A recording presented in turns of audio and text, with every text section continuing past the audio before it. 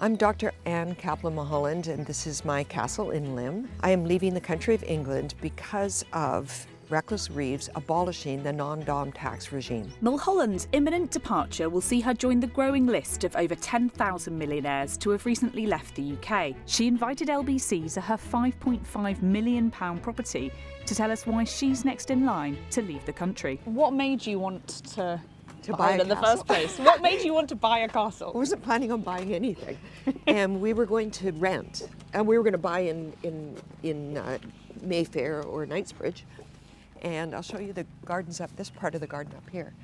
We were going to buy up there, but then it was too expensive, and it didn't make any sense with inflation and everything else to purchase, so we decided to rent. Then I thought, why is it so expensive in London? Because it was 8.4 million pounds for the apartment. The cheapest apartment, one, not this the castle. Flat, no. And so we just had this delivered, and we're putting like Instagrammable moments all around the castle. So you've got how many full-time staff working on this? So these gardeners, just the gardeners alone, we have 5 full-time gardeners. 5 full-time gardeners. Maintaining the yards. There's 145 acres.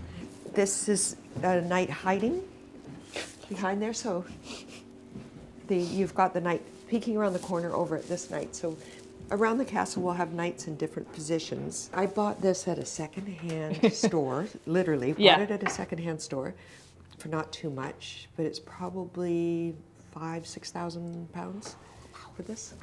And it's all been restored. In March 2024, the then Conservative Chancellor Jeremy Hunt announced that the non-dom tax regime would be phased out, and Labour made it an election promise to do that too. From April this year, the rules for non-doms, those not domiciled in the UK for tax purposes, have changed. Previously, those who said their home was outside of the UK would have only paid tax on the income they earned here. But from now on, they'll have to pay it on any income they earn worldwide. It was hoped that this would raise billions of pounds for the Treasury. It'll also be applied to people who are already here, not just new people coming in. And for people like Anne, that means paying millions of pounds extra in taxes, which she's not prepared to pay. When you're as wealthy as we are, but we're not even near the multi-billionaires that are leaving.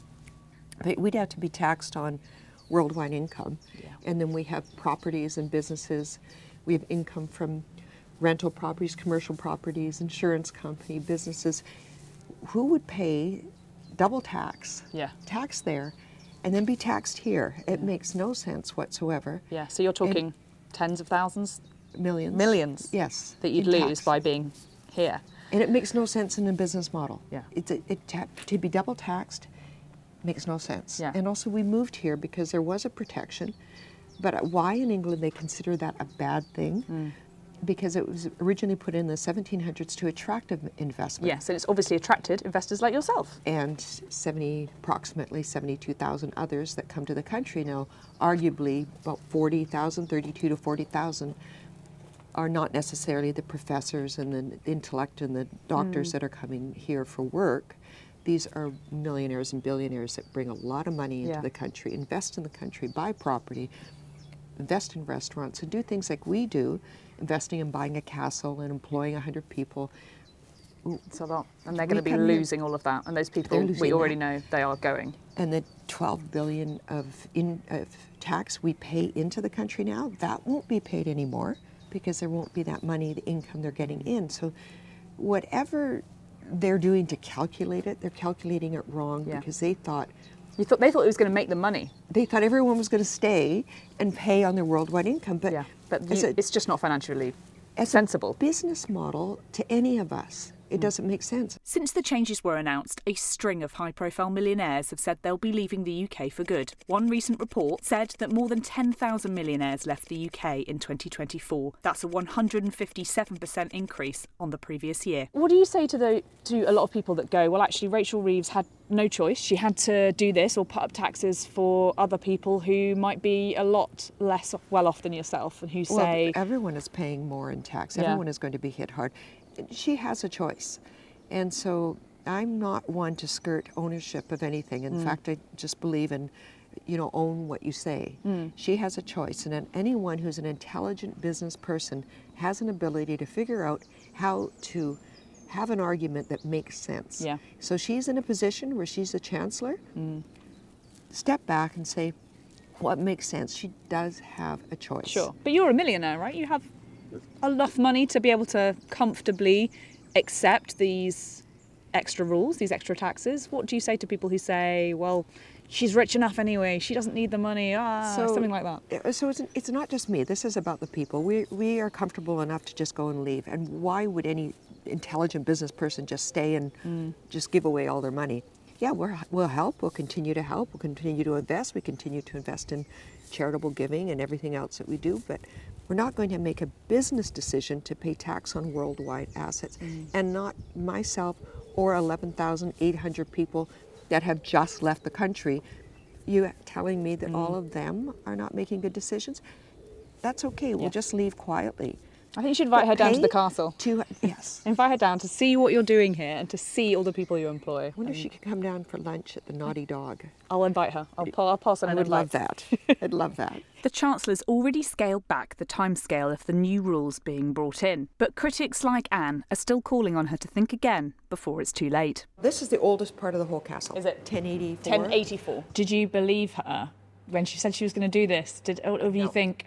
We did not believe it. When they first put it in, and with the last government put that in just before they left, we did not think that the next government would continue it on. We thought it was more of a political, standpoint, but not something that they would actually do. And it's more of a political decision than an economic decision. Does it feel ideological to you? Is this something they're just trying to prove a point? Trying to prove a point, but it makes no sense. And especially in a country that could be heading into a recession, country with high debt, by keeping us in the country, and we're not the only solution, but by keeping us in the country and continuing to take our money, paying the taxes in England, and then probably doing something like they're doing in the other countries that roll out the red carpet and say, welcome. Well, Italy says pay €200,000 a year plus 35,000 for each dependent or spouse. Then why not charge £200,000 plus our tax-paying money, plus our investment, and plus ask us to invest in infrastructure? So why not say, here's something you could do for us if you want to stay. Pay your taxes in England, pay £200,000 a year, and invest in infrastructure. Since speaking about this as well, you've got a lot of people who, seem to want to dislike you and want to say horrible things to you. Does that get to you a bit? I'm concerned about the non-dom abolishment of the tax regime. I speak out about it publicly because I'm concerned about the economy, the people in England trying to run a business here.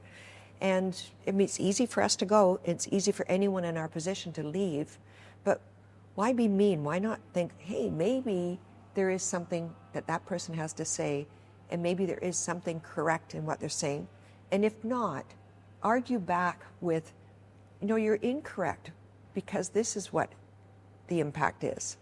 And then have an intelligent argument back rather than say, I don't like the way you dress or the way you look or F off, the way they say it to me online. It doesn't hurt me. I wonder, are you really looking at your own values?